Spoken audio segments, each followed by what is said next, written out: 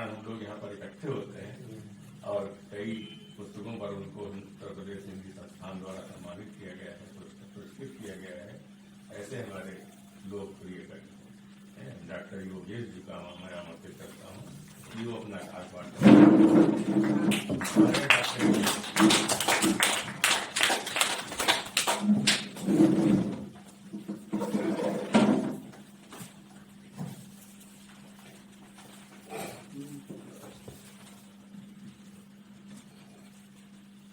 मैं उन कवियों में हूँ जो बगैर देखे तो पढ़ ही नहीं सकता, क्योंकि मुझे तो कुछ भी याद नहीं रहता। और हमारे गुरु जी के मतलब एकदम विपरीत में हूँ। उनको 100 लोगों को कविता पाठ कराना होता था और मैंने उनको कभी रजिस्टर लेकर के कविता पाठ करते हुए बुलाते हुए नहीं देखा। कभी कौन होता था जब हम लोग चर्चा कर रहे थे क्या क्या बाबा जी क्या रमाकांत खरे बोला। हाँ, रविकांत खरे और उनके जो है करीबन 100 लोग आते थे। वो कईयों को जानते थे, कईयों को पहचानते थे, हो सकता है एक दो को न जानते हो, लेकिन एक बार नाम पूछिए कौन है। गोष्ठी चलती है क्या? लेकिन 100 लोग खत्म और क्या कई वर्ष हो गए, 5-7 साल हो गए, ज्यादा हो गए होंगे। और वो जो है 100 लोगों को भी मैंने कभी नहीं देखा वो रजिस्टर देख करके किसी को बुलाते हैं। और कभी कोई छूट जाता हो ऐसा भी नहीं होता। उनको उनकी स्मरण शक्ति। और जब वो ये कह देते थे कि अब लगाओ, हेलो, तो मैं सोचता था मैं क्या करूं। हेलो, वेद मंत्र होती है, कभी कभी कविता वेद मंत्र होती है जिसे चित्त को दोहराते जाना होता है। कभी कभी कविता विमल ध्यान होती है जिससे मन की धूल को बुहारते जाना होता है। कभी कभी कविता दर्पण होती है जिसमें स्वयं को निहारते जाना होता है। कभी कभी कविता मौन प्रार्थना होती है जिसमें प्रभु को पुकारते जाना होता है। और कभी कभी कविता आत्मा में धंसा तीर होती है।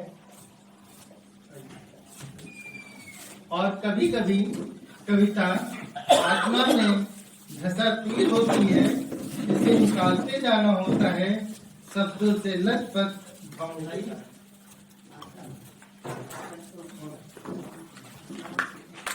क्या बात का नाम लिखते हैं, नाम लिखते हैं। ये तो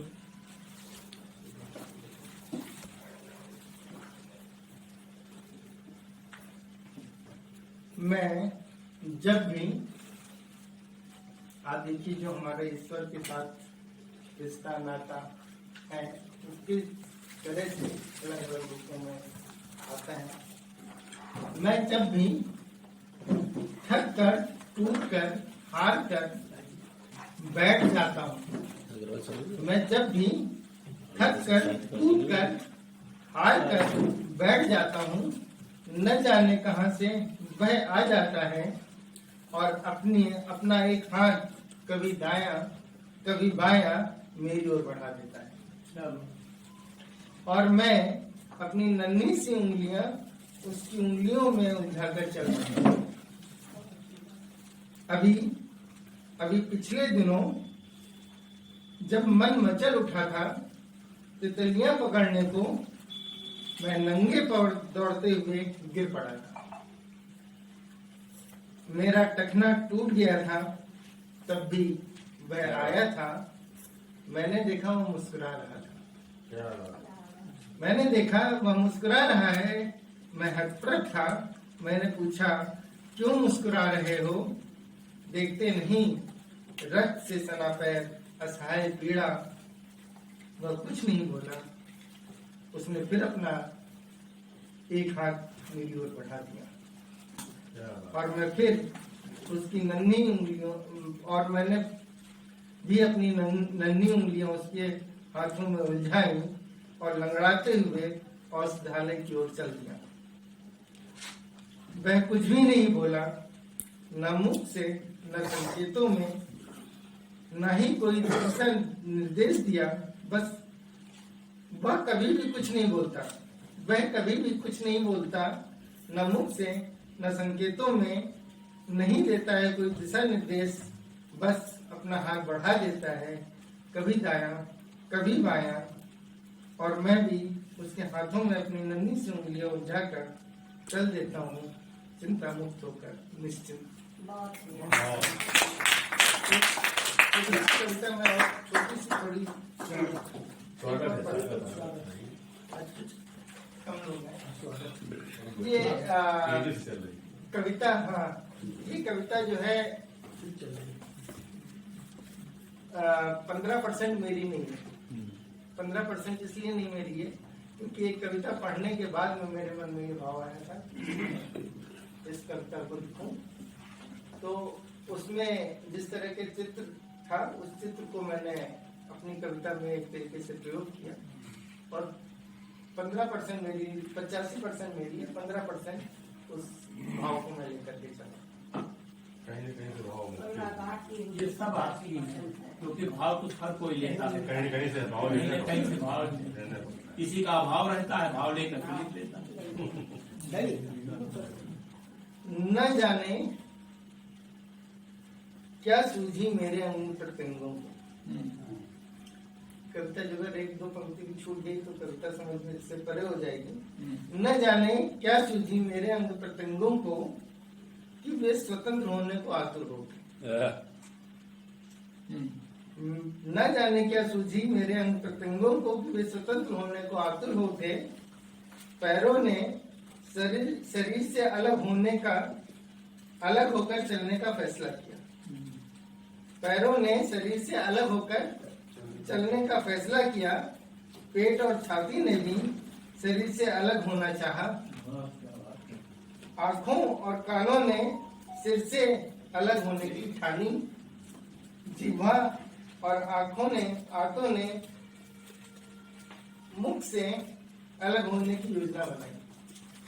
जीवा और आंखों ने मुख से अलग होने की योजना बनाई।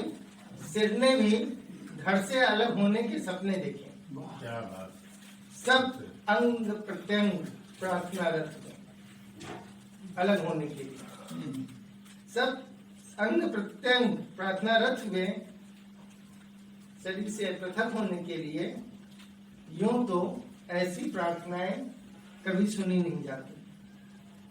यूं तो ऐसी प्रार्थनाएं होती ही नहीं है, और होती हैं तो कभी सुनी नहीं जाती। किंतु मेरा दुर्भाग्य, प्रार्थनाएं स्वीकृत हो गई। अंधेरों के चाकरों ने मेरे सारे अंग प्रत्यंग अलग अलग कर दिए। पैर जो अकेला चलना चाहता था, वह बैसाखी के सहारे भी चलने में असमर्थ। क्या बात, क्या बात, क्या बात। पेट निष्क्रिय था, शांत था। छाती ने भी धड़कनों का साथ छोड़ दिया था। बहुत अच्छा। छाती का भी धड़कनों ने साथ छोड़ दिया था। हाथ इतने असहाय थे कि उंगलियों से इशारा भी नहीं कर पा रहे थे। आंखें केवल ऊपर की ओर खुली थीं, पर देख नहीं सकती थी। कान से शब्द टकरा सकते थे, पर सुन नहीं सकते थे। दांत टूटकर यत्र तत्र बिखर गए थे, और जीवा यह सब देखकर भी चुप रहने पर विवश थी। सबके मन के मन का हो गया था, बस एक मन का मन। सबके मन के मन का हो गया था, बस एक मेरे मन को छोड़कर। अब जो मेरा मन, अब मन सारे अंग प्रत्यंगों को फिर से जोड़कर मुक्ति के लिए सौंपना चाहता था अग्नि को। अब मन सारे अंग प्रत्यंगों को फिर से जोड़कर मुक्ति के लिए सौंपना चाहता था अग्नि को। अग्नि जो सब कुछ को भस्मीभूत कर देती है, उसने लेने से मना कर दिया।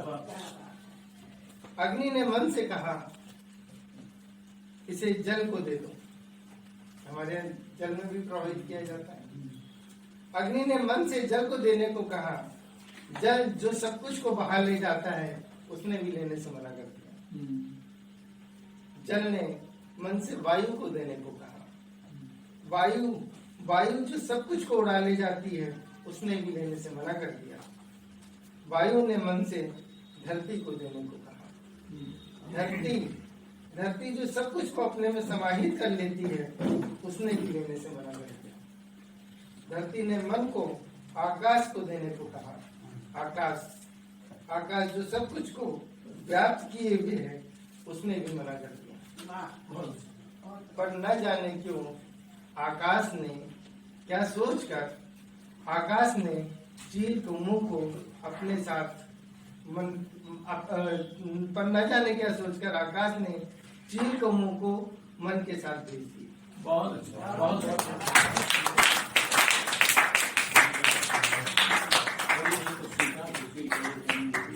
बहुत ही सारगर्भित और दार्शनिक डॉक्टर जी की और इसके पश्चात